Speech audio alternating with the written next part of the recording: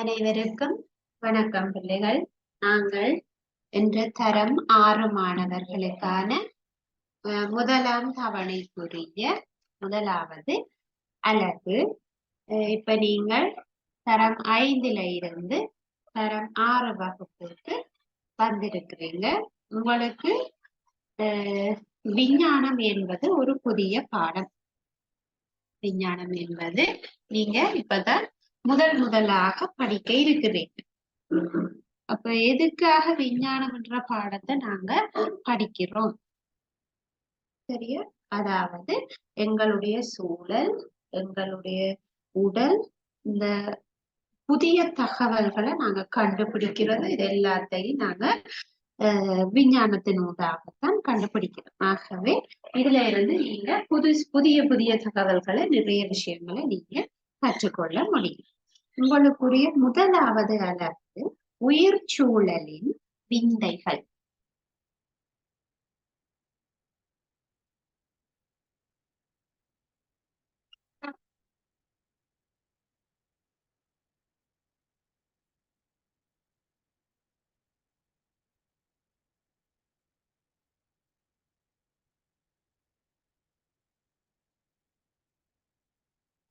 சூழலின் விந்தைகள், சூழல் தொடர்பாக நாங்க பார்க்க இருக்கிறோம்.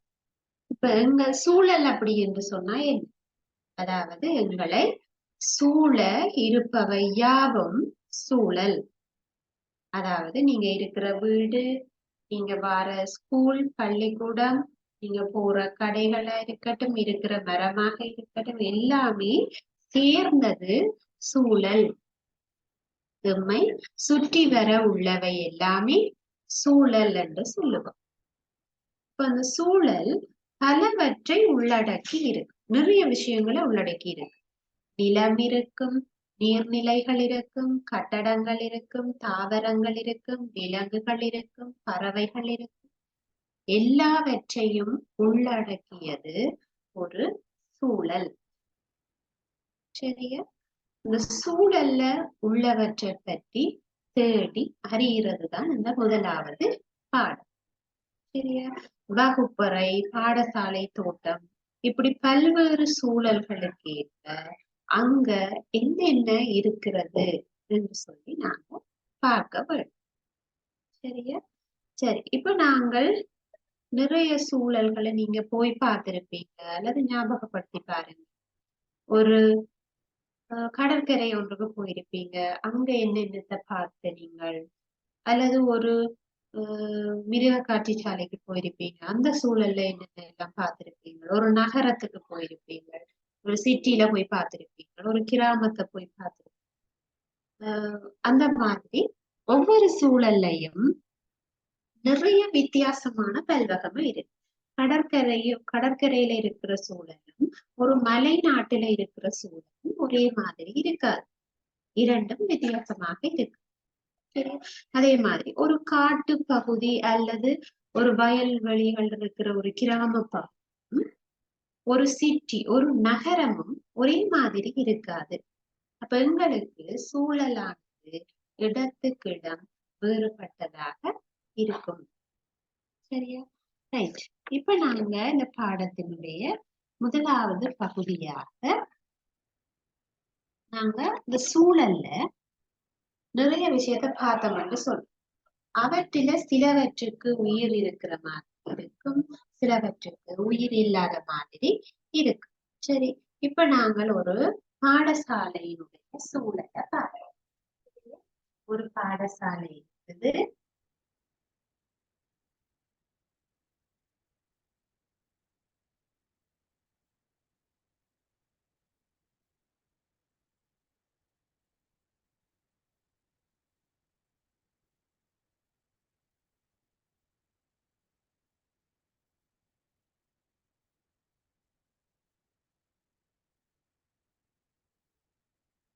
ஒரு பாடசாலை சூழலை ஞாபகப்படுத்து. உங்களோட ஸ்கூலை யோசிச்சு பாருங்க. ஒரு பாடசாலை இருக்குது, அங்க மரங்கள் இருக்கின்றன,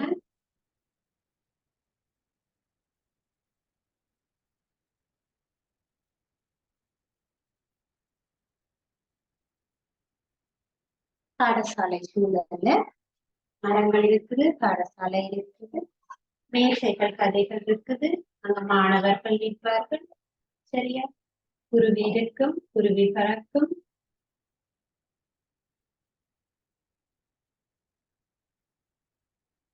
குருவி பறக்கும். சரியா? நாய் இருக்கும், பூனைகள் இருக்கும். பாடசாலையில நீங்க நிறைய பார்த்திருக்கிறீங்க. சரி, இப்ப இந்த ஒரு பாடசாலை சூழல்ல உள்ள பொருட்களை பார்க்க. அதுல ஒரு மேசை இருக்கிறது.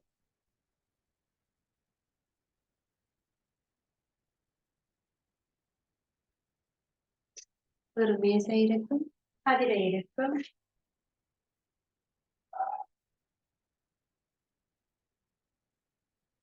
மேசைகள் கதிரைகள் போடப்பட்டிருக்கும், கரும்பலகை ஒன்றிருக்கும். படிக்கிறதுக்கு உங்களுக்கு ஒரு கரும்பலகை ஒன்று காணும்.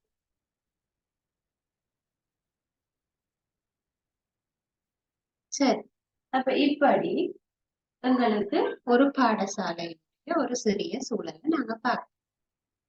சரி, மரத்துக்கு கீழாக சிறிய சிறிய பூக்கள் இருக்கும்.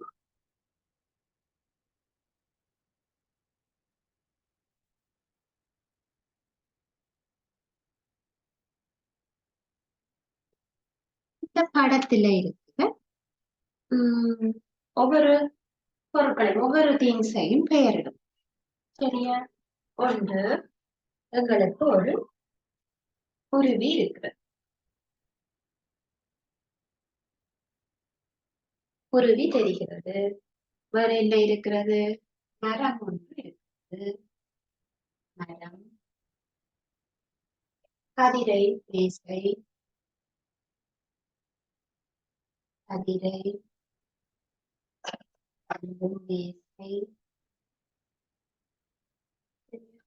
இதுல மாணவர்கள் இருப்பார்கள், விளையாடுகிறார்கள். 5 மாணவர்கள்.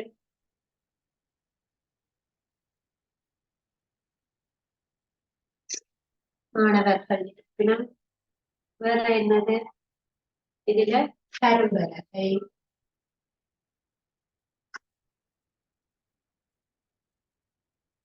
புட்கள் இருக்கின்றன.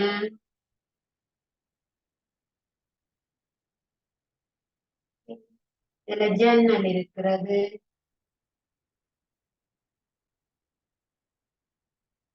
கதவு இருக்கிறது.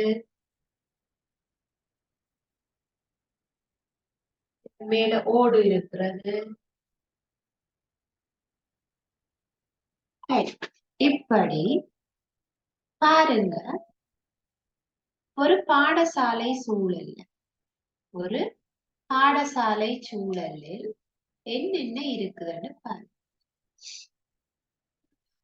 இந்த விஷயத்தை நாங்க பார்க்கிறோம், ஸ்கூல்ல பார்த்திருக்கிறோம்.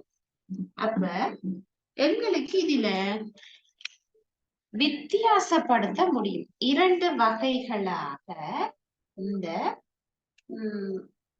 சூழல்ல உள்ள பொருட்களை எங்களால் வித்தியாசப்படுத்த முடியுமா சொல்லி பாருங்க. அதாவது இதுல நாங்க எழுதின பொருட்கள்ல சிலதுக்கு உயிர் இருக்குது, சிலதுக்கு உயிர் இல்லை.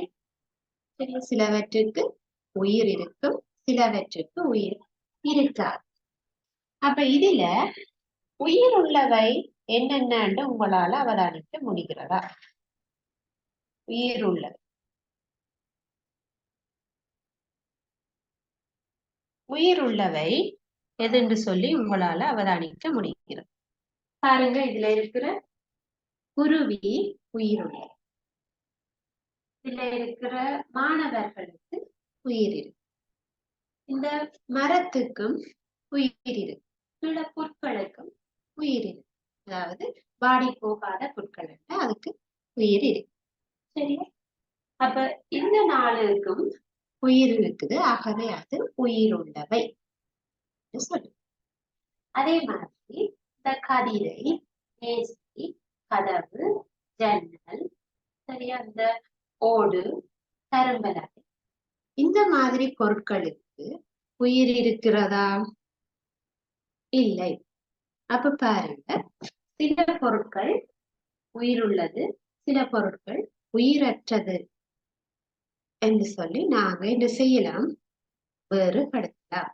இரண்டு கூட்டங்களாக நாங்கள் வேறுபடுத்தலாம். ஒரு பாடசாலை சூழலில் இருக்கின்ற இந்த விடயங்களை வைத்துக்கொண்டு என்ன சொல்றோம், சிலது உயிருள்ளது, சிலது உயிரற்றதாக காணப்படும். சரியா? அப்ப பாருங்க, நாங்க உயிர் சூழலில் உள்ள பொருட்களை இரண்டு கூட்டங்களாக வகைப்படுத்த முடியும். இரண்டு கூட்டங்களாக வகைப்படுத்த முடியும். உயிர் உள்ளவை, உயிர் அற்றவை.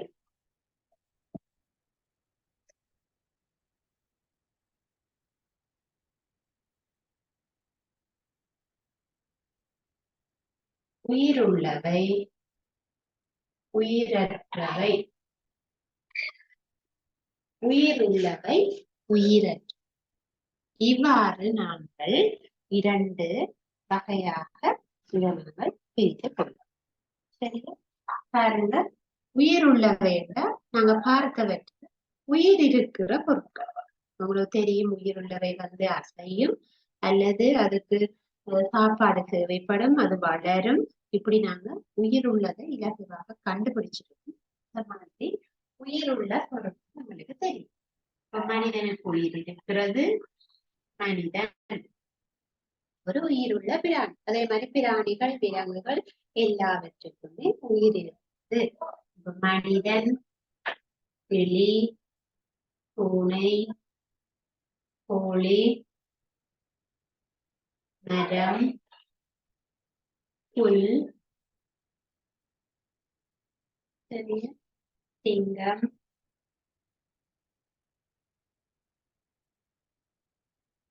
அதே மாதிரி உயிருள்ள பொருட்கள் எல்லாத்தையும் நீங்கள் இதுக்குள்ள எழுதிக் கொள்ளலாம். என்னது? உயிர் உள்ளவை. உயிர் உள்ளவை உங்களுக்கு தெரியும், பறவைகள், மிருகங்கள் எல்லாமே எழுத. அதே மாதிரி உயிரற்றவை என்றால் உயிர் இல்லாத பொருட்கள், கல்லு, மண், மேசை, கதிரை, பலகை, இந்த மாதிரி பொருட்களுக்கு உயிர் இருக்காது. பூச்சாடி, கதவு, ஜன்னல், கரும்பு, தும்புத்தடி, விளக்குமாறு, இதுக்கெல்லாம் உயிர் இல்லாத பொருட்கள். அவை வந்து சின்ன வயசுல இருந்து வளர்ந்து வளர்ந்து வரும் அப்படி சொல்ல இயலாது. சரியா? அப்ப எங்களுக்கு தெரியும் இந்த சூழல்ல இருக்கிற உயிர் அற்ற பொருட்கள். சரியா? கதிரை, மேசை, பென்சில், பேனை, தடி, கற்கள், பலகை, இரும்பு, இப்படியான பொருட்கள் உயிர் அற்றவை. உயிர் அற்ற பொருட்கள். சற்று நீங்கள் எழுதிக் கொள்ளுங்கள். உயிர் உள்ளவையும் உயிர் அற்றவை. உயிர் உள்ளவை மற்றும் உயிர் அற்ற பொருட்கள். சரியா? இப்ப நாங்க உயிர் உள்ள பொருட்களை எப்படி கண்டுபிடிக்கிறோம்? அதாவது இவை வளர்ச்சி அடையும். உயிரற்ற பொருட்களை எப்படி கண்டுபிடிக்கிறோம்? அவை வளர்ச்சி அடைவது இல்லை. இப்போ உதாரணமாக உங்களோட வீட்டுல நீங்க சின்ன வயசுல போட்ட சில உடுப்புகள் அல்லது சில சப்பாத்தெல்லாம் இப்ப நீங்க 1ஆம் ஆண்டுல போட்ட யூனிஃபார்மும் நீங்க இப்ப 6ஆம் ஆண்டுல போடுற யூனிஃபார்மும் உங்களுக்கு அளவா இருக்குமா? நீங்க 1ஆம் ஆண்டுல போட்ட யூனிஃபார்மை இப்போ உங்களால போடக்கூடிய மாதிரி இருக்குதா? இல்ல. அதே நீங்க சின்ன வயசுல யூஸ் பண்ணின ஒரு சப்பாத்து, சிலவேளை நீங்க ஒரு வயசுலயோ 2 வயசுலயோ போட்ட ஷூ ஏதாவது இருந்திருந்தால் அதை இப்போ உங்களால போட முடியுமா? இல்ல. அப்ப எதனால? அது உங்களோட ஷூ தானே, உங்களோட காலுக்கு தானே போட்டது. அப்ப ஏன் இப்ப உங்களால அதை போட முடியாது? அதே போல சின்ன வயசுல உங்களுக்காக 1ஆம் ஆண்டு போகைக்கு தச்சு கொடுத்த யூனிஃபார்ம் இப்பவும் நீங்கள் தான். ஆனா உங்களால அதை போட்டுக்கொள்ள முடியாது. அப்ப என்ன காரணம்? நீங்கள் வளர்ந்து விட்டீர்கள். அப்ப நீங்க வளர்ந்திருக்கிறீர்கள். அதை எப்படி சொல்றோம்? வளர்ச்சி அடைந்திருக்கிறீர்கள். அப்ப வளர்ச்சி என்றால் என்ன? நீங்கள் வளர்ந்திருக்கிறீர்கள். வளர்ச்சி என்றால் என்ன? உயிருள்ள பொருட்கள் எல்லாமே வளரும். அவற்றுக்கு சாப்பாடு தேவை, போஷணை தேவை. அதை சாப்பிட்டு பொருட்கள் முதல் இருந்ததை விட ஓரளவுக்கு வளர்ச்சியை காட்டும். அதாவது ஒரு பூனை குட்டி போட்ட சின்ன குட்டியாக இருக்கு. பிறகு அது சாப்பிட்டு வளர்ந்து வளர்ந்து பெரிய பூனையாக மாறும். அதே போல கோழி முட்டையிட்டு குஞ்சு பொரிக்கும். குஞ்சுகள் சிறிதாக இருக்கும். பிறகு வளர்ச்சி அடைந்து பெரிய கோழியாகவோ சேவலாகவோ இருக்கும்.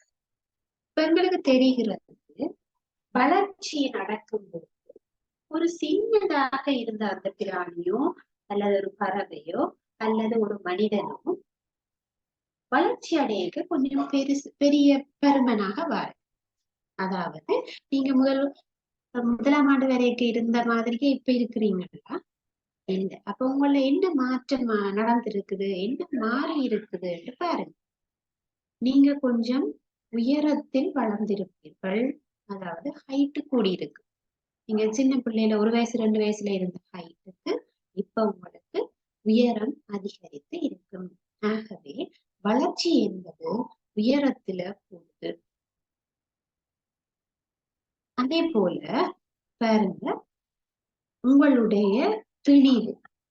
இப்ப நீங்க முதல் இருந்த எத்தனை கிலோகிராம்? இப்ப முதல் ஒரு 5 கிலோகிராம் 10 கிலோகிராம் வந்து இப்ப நீங்கள் ஒரு 25 கிலோகிராம் அளவுக்கு உடல்ல நீங்க வெயிட் போட்டுக்கிறீங்க. திணிவு கூடி இருக்கு, அதிகரித்திருக்கிறது. சின்ன வயசுல உங்களை எல்லாரும் நார்மலா தூக்கி திரிஞ்சிருக்கணும். இப்ப நீங்க கிரேட் 6க்கு வந்த அப்புறம் உங்களை அதே மாதிரி தூக்கி திரியலுமா? இல்ல. எதனால? உங்களுடைய திணிவு கூடி இருக்கிறது. சரியா? அப்ப நீங்க இதை எழுதினா நான் அழைப்பேன். வளர்ச்சி நடக்கிறது தொடர்பாக நம்ம பார்ப்போம். இப்ப நான் உயிர் உள்ளவையும் உயிரற்றவையும் எப்படி இனம் கண்டிருக்கிறோம்? தாமாக வளர்ச்சியை காட்டுறதை நாங்க என்ன செய்யறோம்? உயிர் உள்ள பொருள் என்று சொல்லிடுறோம். அப்ப வளர்ச்சி என்றால் என்ன?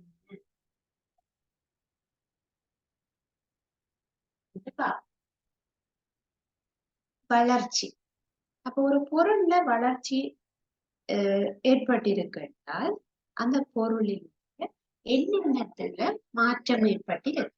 இப்ப பாருங்க, ஒரு விதை நாங்க கீழே போட்டு முளைக்க அது முதல்ல என்ன செய்யும்? ஒரு சிறிய செடியாக இருக்கு. அடுத்ததாக அது கொஞ்சம் பெரியதாக வரும்.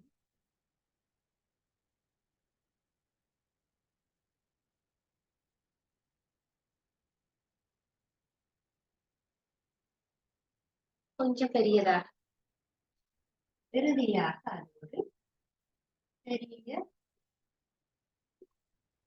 மரமாக வளர்ந்து. சரியா? அப்ப பார்க்கிறோம் எங்களுக்கு வளர்ச்சி எப்படி அதிகரிக்கும்? ஒன்று பாருங்க, இது சிறிய ஒரு வித்து, சின்ன வித்து போட்டு அதுல இருந்து ஓரளவுக்கு முளை வருது, ஒரு சிறிய ஒரு தாவரம் உருவாகும். அதில இருந்து ஒரு செடி அளவுக்கு இறுதியில் அது ஒரு மரமாக முளைக்குது. அப்ப பாருங்க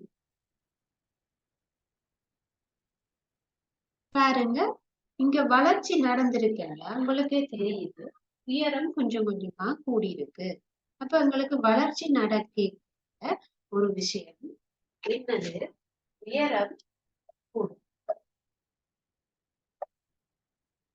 சரியா? உயரத்துல கூடிக்கொண்டு போகும். அதே மாதிரி உங்களோட திணிவு, வித்துட திணிவை விட இது கொஞ்சம் கூட, அடுத்ததாக செடிக்கு கொஞ்சம் கூட, மரத்துல மரத்தங்களால தனியால தூக்கிட்டு போக முடியுமா? இல்ல. அப்ப அங்கேயே எங்களால தூக்க முடியாம இருக்கிறது அதனுடைய வெயிட் கூடியும் அதனுடைய திணிவு கூடவாக இருக்கிறது. அதனால தூக்க இயலாது. அப்ப பாருங்க, எங்களுக்கு திணிவு கூடும். திணிவு கூடும். திணிவு அதிகரிக்கும். தெளிவானது அதிகரிக்கும். அப்ப வளர்ச்சி நடக்க உயரம் திணிவு என்பதற்கு அதிகரிப்பு வருகிறது. என்ன நடக்குது? அதிகரிப்பு ஏற்படுது. அதே போல கனவளவு இன்னொரு விஷயம் கூடுது. கனவளவு தொடர்பாக நீங்க கணிதத்துல நிறைய படிச்சிருப்பீங்க. நீள அகல உயரம் தான் எங்களுக்கு கனவளவாக வரும். அப்ப எங்களுக்கு ஏற்கனவே தெரியுது, உயரம் கூடையில நீள அகலங்கள் கண்டிப்பாக சேஞ்ச் ஆகும். ஆகவே கனவளவில அதிகரிப்பு உண்டாகும். வளர்ச்சி ஒன்று நடைபெறுகின்ற பொழுது என்னென்ன விஷயம் மாறும் என்றால், ஒன்று உயரத்துல மாறும், இன்னொன்று அதனுடைய தெளிவு மாறும், கனவளவு மாறும்.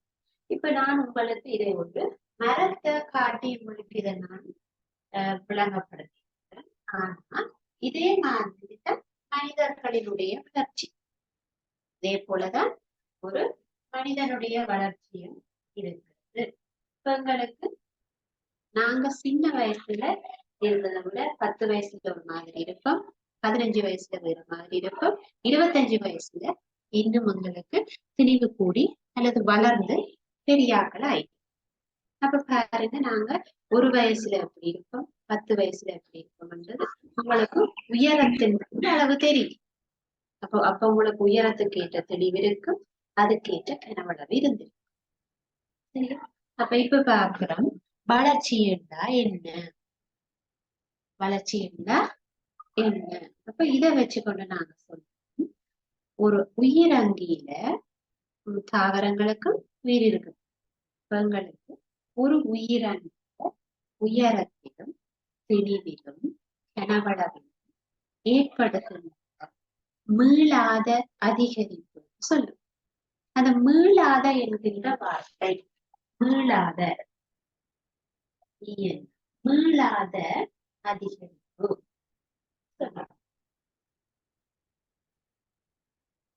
இந்த மீளாத என்பதனுடைய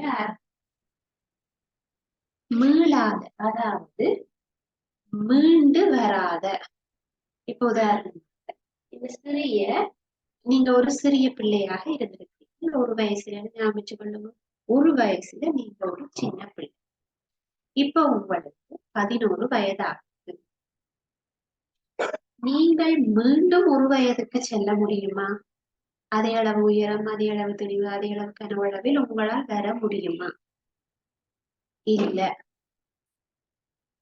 சரி, அதுதான் மீளாது. அதாவது மீண்டும் உங்களால் அதே வயதுக்கு வர இயலாது. அதே போல இந்த மரம், பெரிதாக வளர்ந்த மரத்தை மீண்டும் நான் இதே அளவுக்கு கொண்டு வர இயலாது. சரி, அதாவது இந்த வித்துக்குள்ள இந்த மரத்தை கொண்டு வந்து நான் திரும்ப வைக்க இயலாது. மீளாத அதிகரிப்பு, அதாவது அதிகரிப்பு நடந்து கொண்டே இருக்கும். அது மீண்டும் பழைய, நீங்க சின்னதாக திரும்ப வரையல, சின்ன பிள்ளையாக நீங்க திருப்பி வரையலாது. சரி, இப்ப உங்களுக்கு 11 வயசு, இனி நீங்கள் 12 வயது, 13 வயது, 15 வயது என்று கூடிக்கொண்டே போகும். அதாவது அதிகரிப்பு நடைபெற்று கொண்டே இருக்கும். எதுல? நீங்கள் உயரத்தில் அதிகரிப்பீர்கள், உங்களுடைய தெளிவு கூடிக்கொண்டு போகும், உங்களுடைய கனவளவு கூடிக்கொண்டு போகும். மூன்றுமே அதிகரிப்பாக இருக்கிறது தவிர அந்த அதிகரிப்பு மீண்டு வராது. அதாவது மீள முடியாத ஒரு அதிகரிப்பாக தொடர்ந்து கூடிக்கொண்டு போகும். சரியா? அப்ப இந்த வளர்ச்சியை வைத்துக் கொண்டு நாங்க வளர்ச்சியை காட்டக்கூடிய பொருட்கள், வளர்ச்சியை காட்டாத பொருட்கள் சொல்லி 2 வகையாக வகைப்படுத்த முடியும்.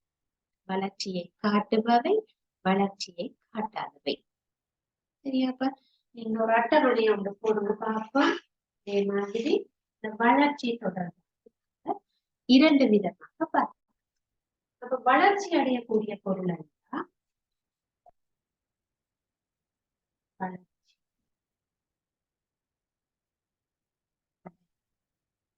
பொருள். வளர்ச்சி அடையக்கூடிய பொருள் என்னென்ன வளர்ச்சி அடையும்? மனிதன் வளர்ச்சி அடையும், மனிதன் வளர்ச்சி அடைவான். அதே மாதிரி ஒரு பூனை வளர்ச்சி, ஒரு நாயும் வளர்ச்சி அடையும், மரமும் வளர்ச்சி, சரி, ஒரு கிளி வளர்ச்சி அடையும், கோழி வளர்ச்சி அடையும். இந்த பொருட்கள் எல்லாம் என்ன செய்கிறது? வளர்ச்சியை காட்டு. வளர்ச்சி காட்டுறதை நீங்க பாக்குறீங்க தானே. பூனை குட்டி போட்டு இருக்கும், பிறகு வளர்ந்து. நாய் குட்டி போட்டு நீக்கும், பிறகு அந்த குட்டிகள் வளர்ந்து. மரம் உங்களுக்கு தெரியும், படிமுறையாக வளரும். கிளியும் சின்னதாக இருக்கும், பிறகு வளர்ந்து. கோழி வளர்ச்சியை நீங்க வீட்டிலேயே பார்க்க. அப்ப இந்த பொருட்கள் வளர்ச்சி அடைகின்றவை, வளர்ச்சியை காட்டக்கூடிய பொருட்கள். அதே போல வளர்ச்சி அடையாத பொருட்கள் இந்த நெடுக வீட்டுல பாக்குற பொருட்கள்லயே எது வளராதுன்னு உங்களுக்கு தெரியும் தானே. வளர்ச்சி அடையாத பொருள். வளர்ச்சி அடையாத கதிர மீச வளருமா? அதே மாதிரி கதிரை, மீசை, தலை, பலகை, மண் இவை என்ன செய்யாது? வளர்ச்சியை காட்ட. அப்ப பாருங்க, வளர்ச்சியை காட்ட வேணும். உங்களுக்கு உயரத்துல கூடிக்கொண்டு போற மாதிரி இருக்க வேணும். அதனுடைய தெளிவு, அந்த வெயிட் கூடிக்கொண்டு போற மாதிரி இருக்க வேணும் வளர்ச்சி அடைகிற பொருள். அதே போல கனவளவு கூட வரும். கனவளவு என்பது உயரம், நீளம், உயரம், அகலம் என்பவற்றில மாற்று. அப்ப எங்களுக்கு இந்த மூன்றுமே கூடிக்கொண்டு போறதுதான் வளர்ச்சி. வளர்ச்சி என்றால் என்ன? உயரம், தெளிவு, கனவளவு ஆகியவற்றில் ஏற்படுகின்ற ஒரு அதிகரிப்பு தான் வளர்ச்சி, குரோத்னு சொல்லி. சரி, அப்ப எங்களுக்கு தெரியும் வளர்ச்சி அடைகிற பொருள் எது, வளர்ச்சி அடையாத பொருள் எது. சரி, வளர்ச்சியை காட்டுற பொருள் நீங்க வழக்கமா உங்களோட சூழல்ல, வீட்டு சூழல்ல, பாடசாலையில நீங்க பாக்குற இடங்கள்ல உங்களுக்கு தெரியும். உயிர் உள்ள பொருட்கள் எல்லாம் வளர்ச்சியை காட்டி இருக்கும். நாங்க இப்ப இதுக்கு முதல்ல வளர்ச்சி அடையக்கூடிய பொருட்கள், வளர்ச்சி அடையாத பொருட்களுக்கு முதல்ல என்ன பார்த்திருந்தனா, உயிர் உள்ளவையும் உயிர் அற்றவை. அப்ப உயிர் உள்ள பொருட்களுக்கான ஒரு விசேஷமான அம்சமே வளர்ச்சி. எங்களுக்கு தெரியல பாருங்க, இதுல மனிதனுக்கு, பூனைக்கு, நாய்க்கு, மரம், கிளி, கோழி இது எல்லாத்துக்குமே உயிர் இருக்குது. இதுக்கு எல்லாத்துக்குமே உயிர் உள்ளவை. அப்ப இதே நாங்க இதுக்கு முதல்ல பார்த்த உயிர் உள்ள பொருட்களுக்குள்ள இதெல்லாம் எழுதியிருந்தோம், பார்த்திருப்பீங்க. அதே உயிர் உள்ள பொருட்கள் எல்லாமே என்ன செய்யுறீங்க? வளர்ச்சியை காட்டுது. அதே போல நாங்க அதுக்கு முதல் உயிர் அற்ற பொருட்களுக்கான உதாரணங்கள் பார்த்திருந்தோம். கதிரை, மீசை, கல், பலகை, கண்ணாடி, மண், இரும்பு, கலர் இந்த மாதிரியான பொருட்கள் வளராது. இப்ப நீங்கள் இன்றைக்கு இருக்கிற கதிரை நாளைக்கு நீங்க வரைக்குள்ள கொஞ்சம் வளர்ந்திருக்குமா? இல்ல. நீங்க இன்றைக்கு வச்சு எழுதுற மேசை நாளைக்கு இன்னும் கொஞ்சம் பெருசா வளர்ந்துருமா? இல்ல. ஏன் அது வளர இல்ல? அங்க உயிர் இல்லை, அவை உயிரற்றவை. ஆனால் நீங்கள் மனிதர்கள் என்ன செய்வோம்? வளர்ச்சியை காட்டும். நீங்க முதலாம் ஆண்டுல ஒரு மாதிரி இருந்து 6ஆம் ஆண்டுல இப்ப வளர்ந்துருக்கு. இனி 7ஆம் ஆண்டுக்கு போக இன்னும் கொஞ்சம் வளருவீங்க. 8, 9, 10க்கு போக இந்த மரம் மாதிரி நீங்களும் பெரிதாக வளர்ந்துருவீங்க. சரியா? அப்ப உங்களுக்கு இப்ப வளர்ச்சி என்றா என்ன என்று சொல்லி கேள்வி வரும். இனி நீங்க பரீட்சைகளுக்கு தயாராக உங்களுக்கு வளர்ச்சி என்றா என்ன, வளர்ச்சியை காட்டுற பொருட்கள் எது, வளர்ச்சியை காட்டாத பொருட்கள் எது, உயிர் உள்ள பொருட்கள் எது, உயிரற்ற பொருட்கள் எது சொல்லி உங்களுக்கு வினாக்கள் வரலாம். சரியா? அப்ப இன்றைக்கு நாங்க பார்த்த இந்த விஷயங்களை ஞாபகம் வச்சிருங்க. உங்களோட வீட்டுலயும் சரி, வீட்டு தோட்டத்திலையும் சரி, பாடசாலையிலும் சரி, நீங்கள் பார்க்கின்ற உயிருள்ள பொருட்கள் என்ன, உயிரற்ற பொருட்கள் என்ன நீங்க அவதானிச்சு போங்க. சரியா? அப்ப அதே உயிருள்ள பொருட்கள், உயிரற்ற பொருட்களை வச்சுக்கொண்டு அவற்றில எதெல்லாம் வளரும், எதெல்லாம் வளர்ச்சி அடையாது என்றத நீங்க பட்டியல்படுத்தி பாருங்க. உங்களோட புத்தகம், உங்களோட தண்ணி போத்தல், உங்களோட டிஃபன் பாக்ஸ், சைக்கிள், பென் இதெல்லாம் என்ன செய்யாது, வளர்ச்சியை காட்டாது என்பதை அறிந்து கொள்ளுங்க. சரியா? ரைட். அப்ப எங்களுக்கு தெரியுது இந்த உயிருள்ள பொருட்கள்ல பெரும்பாலும் தாவரங்களையும் நாங்க சேர்த்துக்கலாம்.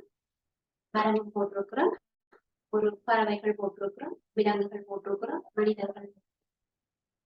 இதை தவிர இந்த எங்களுடைய சூழல் மனிதர்கள், பறவைகள், விலங்கு. மனிதர்களை நாங்க விலங்குகளுக்கே சேர்ப்போம், தாவரங்களும் விலங்கு. சரியா? மனிதனும் ஒரு விலங்கு.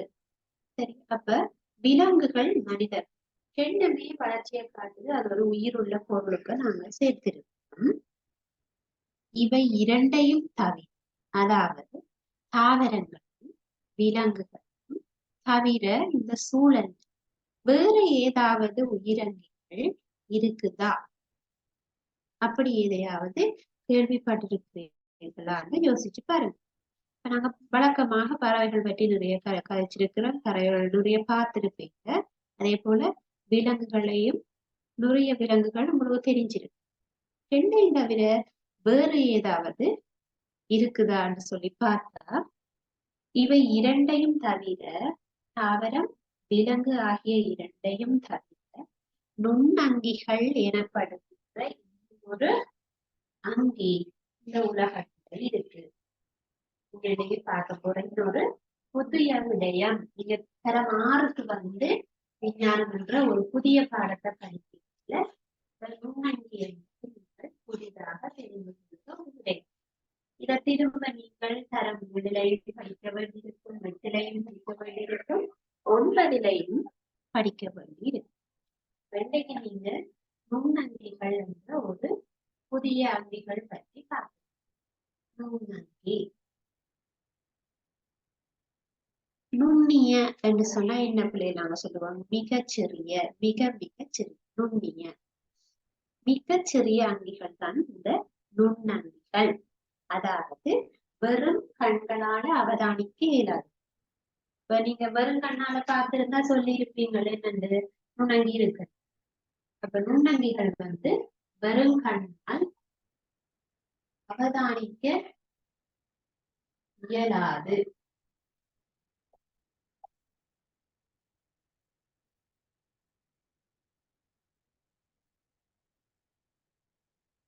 நீங்க நோம்பலா உங்களோட கண்ணால பார்த்தா இவற்றை பார்க்க இயலும். வெற்று கண்களால அவதானிக்க முடியாதவை நுண்ணங்கிகள். ஆனா இப்படி ஒரு அங்கியும் எங்களோட சூழல்ல இருக்கு.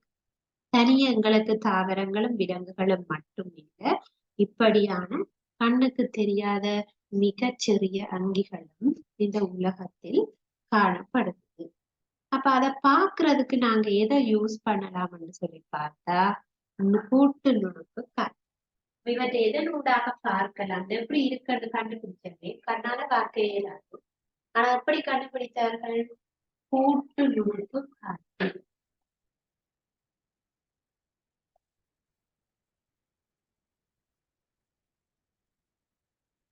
மைக்ரோஸ்கோப் சொல்லுவோம். நீங்கள் ஆய்வு கூடத்துல பார்க்க முடியும்.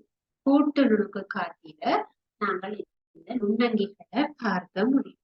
உங்களுக்கு இருக்கிற நுண்ணங்கிகள்ல ஒன்று அமீபா. உங்களுக்கு இந்த பேர்கள் இப்ப புதுசா இருக்கு. நீங்கள் திரும்ப போய் 7ஆம் ஆண்டுல படிக்கணும். இது அமீபா என்கின்ற ஒரு நுண்ணங்கி. அமீபா ஒரு நீர்த்துளி சிந்திய மாதிரி இருக்கு. இது அமீபா என்ற நுண்ணங்கி. அதே போல ஒரு பாதம் போன்ற அமைப்புல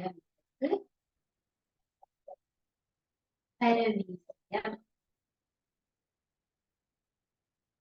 சிறிய பிசிறுகள் சிறு சிறு மையத்தை பரமீசியம்.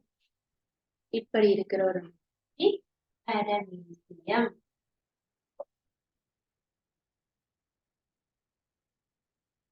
பரமேசி உங்களோட பாட புத்தகத்திலையும் இதே படங்கள் போடப்பட்டிருக்குது. உங்கள் எல்லாருக்கும் புத்தகங்கள் தரப்பட்டிருக்கும். தரமாறுல நீங்கள் 5ஆம் பக்கத்துல உங்களுடைய விஞ்ஞான பாட புத்தகத்துல 5ஆம் பக்கத்துல இந்த நுண்ணங்கிகளினுடைய படங்கள் தரப்பட்டிருக்கு. நீரில் வாழக்கூடிய சில நுண்ணங்கிகள் உங்களுக்கு அவை தரப்பட்டிருக்கு. அதே போல பாக்டீரியா பாக்டீரியாக்கள் சிறிய உருளை உருளை வடிவான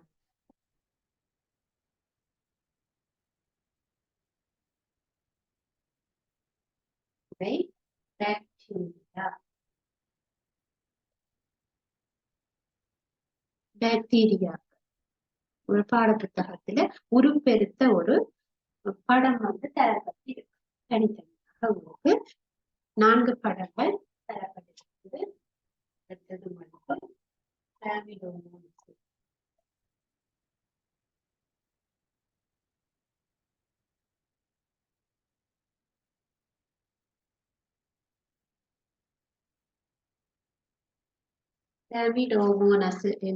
ஒரு நுண்ணங்கி.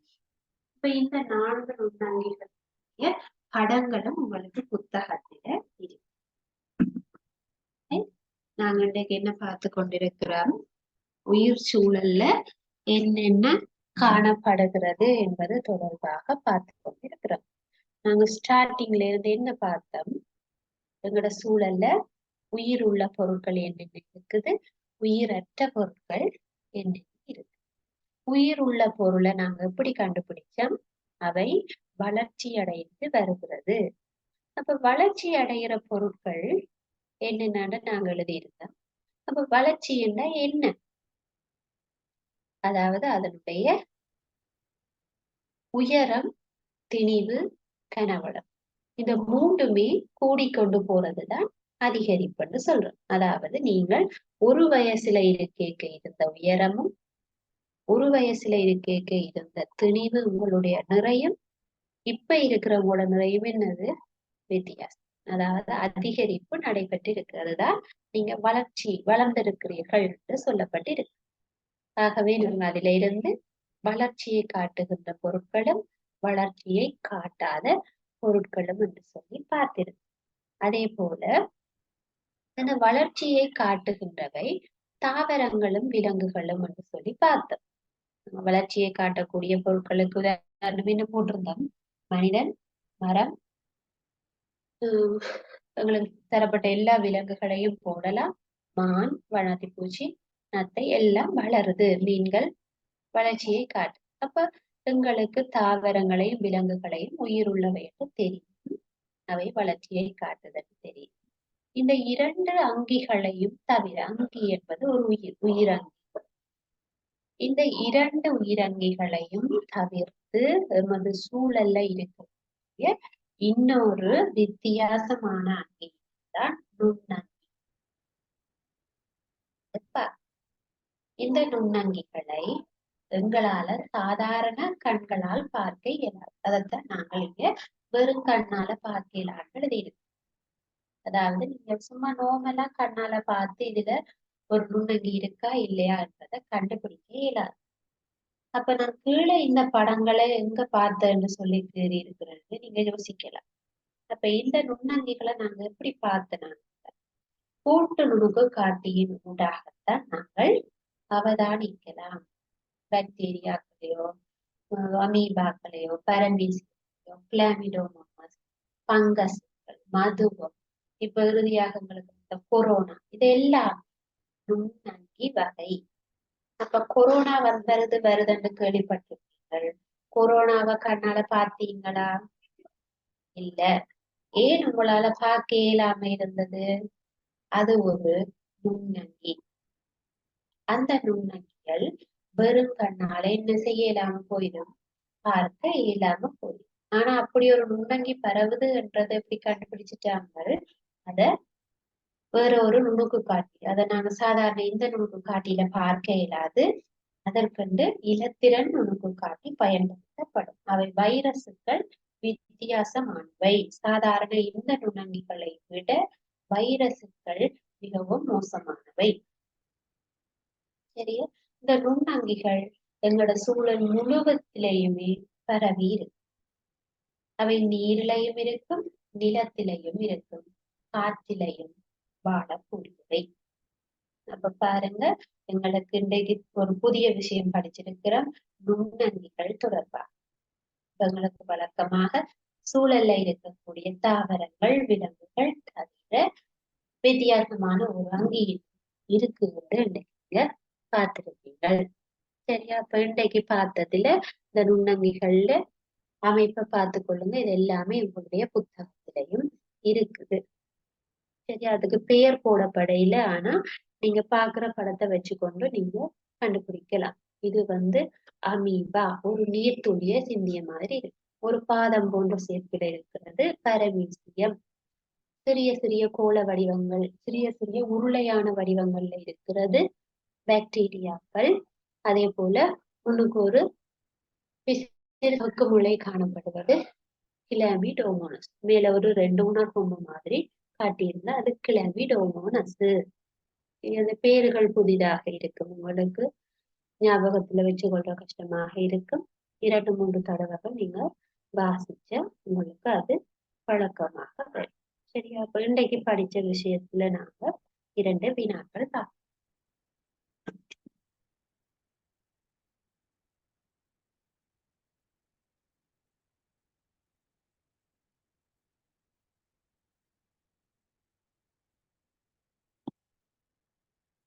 வினாக்களுக்கு விடை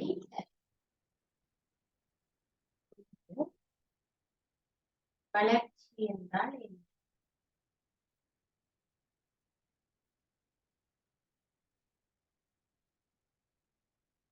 என்ன? நுண்ணங்கிகள் என்றால் என்ன?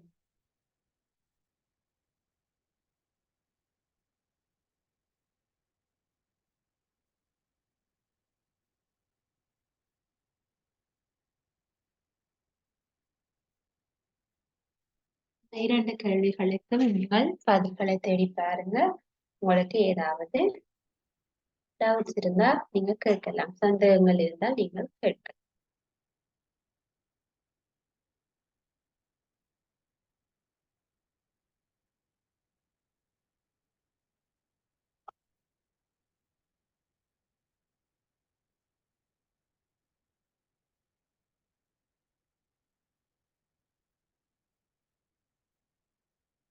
உங்களுக்கு சந்தேகங்கள் இல்லையா, நாங்கள் அடுத்த வகுப்புல தொடர்ந்து படிக்கலாம்.